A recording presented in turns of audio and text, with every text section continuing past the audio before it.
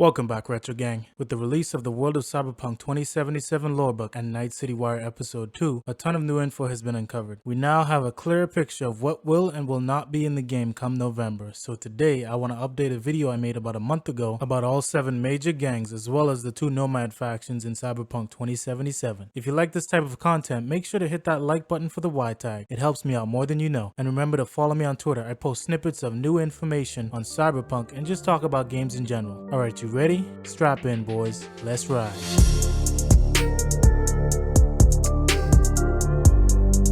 Getting right into it, gang, the Maelstrom was one of the first gangs introduced to us way back in 2018 with the 48-minute gameplay trailer. We know that they're a violent gang obsessed by the net and pushing the boundaries of cyber modification, with most of their 1,300 members either already going cyber psychotic or are just on the edge of it. The Maelstrom is clearly a combat gang. They have heavy weapons augmentations with pain suppressors and reflex boosters. Just like in the 48-minute demo, their main source of income is from the theft and smuggling of illegal weapons and drugs that they house in their base of operations, the old All Foods meat factory, or in their nightclub Totentans. They are also known for taking hit jobs, which they execute in brutal and bizarre fashions. Many of their targets are found dismembered, skinned alive, or drowned in wet concrete. V has a run-in with their gang leader Royce and the Maelstrom early on in the game, when she gets a mission to acquire the stolen Flathead bot from the top fixer in Watson, Dexter Deshawn. Next is 6th Street. Very little was known about this gang before the Lorebook came out. They were formed around 2020, about 50 years ago, by the veterans of the 4th Corporate War, old-fashioned American patriots who were tired of the local gang activity and the helplessness of the NCPD. They've since forgone their original goal of serving and protecting the people of Night City and are no better than other gangs who abuse their power and position in local communities. While their main motivation is still to bring justice to the city, their interpretation of the law is questionable and self-serving. With almost 2,500 members, they have enough manpower to provide military training and enforce the entirety of Santo Domingo, as well as the Vista del Rey sub-district of Haywood. Gun smuggling, robbery, and extortion are just some of the ways they make money, while also regularly forcing smaller businesses in their territory to pay tribute and quote-unquote protection money to them. They even run small workshops and garages like the Wicked Tires Auto Shop that we saw out in the Badlands during the Life Paths portion of the Night City Wire Episode 2. I did an analysis on the entire Life Paths trailer that you can check out after this video. It's linked in the top comment down below. Next up are the Animals, an aggressive street fighting booster gang. The Animals are fascinated with the primal side of human nature, so while not completely foregoing cyberware, they do favor a custom brewed enhancement called Juice, or straight up melee body modifications. With so much brawn, most would think that the Animals have no brain. However, they've been able to rake in a lot of eddies by taking control of the illegal substance market as well as the underground live or die prize fighting arena. They have almost 3,000 members, but they don't call any one district home and are divided into small packs led by the biggest and strongest gang member of the group, the alpha male or female. The pack that we've been introduced to has set up camp in Pacifica and is led by Sasquatch. They seem to be allied with the anti-cybercrime organization known as Netwatch and are set up there most likely because Pacifica is home to the Voodoo Boys, a gang that consists mostly of skilled and rebellious netrunners. I'd speculate that Netwatch is definitely playing puppeteer, pitting 2 gangs against each other for their own grandiose agenda.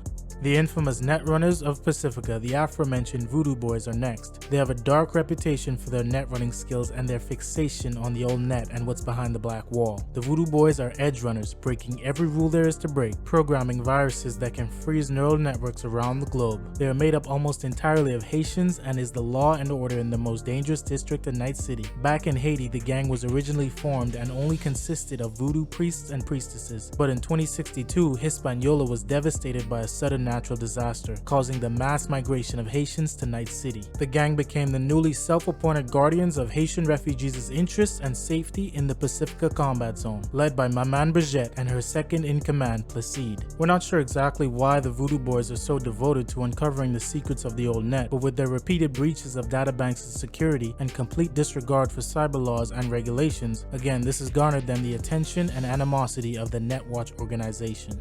Moving on, one of the largest gangs in Night City are the Tigerclaws. They are a ruthless territorial gang that calls the Japantown sub-district of Westbrook home. With predominantly Japanese members, the Triads and Yakuza organized crime syndicates are a huge influence in the way they conduct business and maintain power over their turf. In the old days of 2020, Tigerclaws members rarely used cyberware. However, now with such incredible technological advancements, they have embraced body modification, with Oni masks, Yabakusanagis, and cyberlimbs with luminous tattoos being their trademark. While crossing even a low-level soldier could immediately cause your death or dismemberment, the Tigerclaws run their gang like a business above all else, and preach that you can go further with a machine gun and a semblance of principles than just a machine gun alone. The Claws control a significant portion of Japantown's nightlife. They own more bars, restaurants, and nightclubs and bring in more capital than any other gang in Night City. While these are legitimate businesses, most of them act as fronts for illegal operations and money laundering.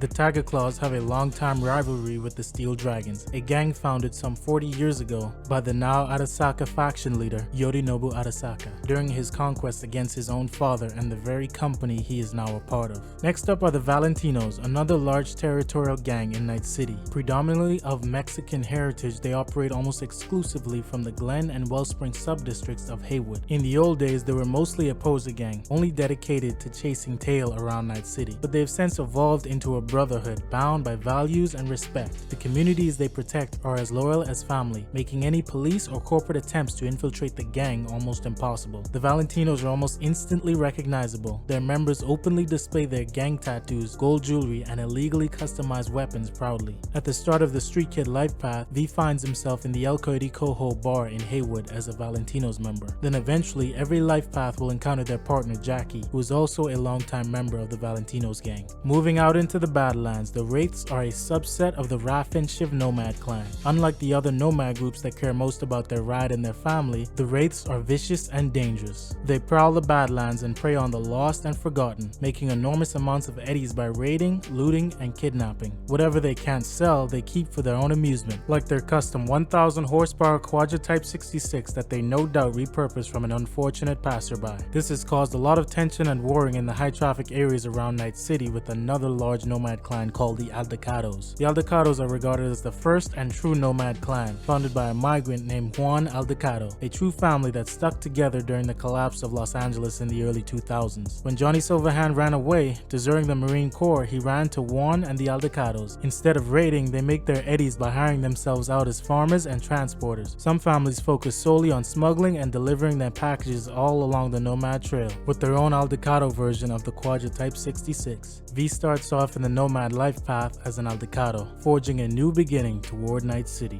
Last and definitely not the least attractive are the Moxes. They're a small non-territorial gang that consists mostly of sex workers and bouncers. They are the self-proclaimed protectors of the working girls and guys in Night City, formed during the riots after the death of Elizabeth Lizzie Borden, a strip club owner and former prostitute that prided herself on the fair treatment and defense of her employees. The Moxes can be found almost exclusively at Lizzie's Bar, one of the most popular braindance clubs in Night City, rebuilt in Elizabeth Borden's name. With the new information, there's a bit that could be considered spoilers to some people, so I've saved that for last. For those that do decide to leave, thanks so much for watching, and if you enjoyed, don't forget to leave a like for the Y tag. It helps me out tremendously. Elizabeth Vorden was killed by the Tigerclaws gang after she sought revenge for one of her workers that was raped and murdered by 3 Tigerclaws lowlifes. She slaughtered them with an axe and hung their bodies in front of her club, proclaiming that the same would happen to anyone else who dares her to prostitute. That same night, the Tigerclaws raided and demolished her spot, killing her in the process. Seeing how closely CDPR is stuck with the source material, this could pan into a major plotline or prominent side quest that we may get to explore within the game. Again, thanks so much for watching. My in-depth analysis of the weapons trailer will drop in the coming days, so consider subscribing for more Cyberpunk 2077 content.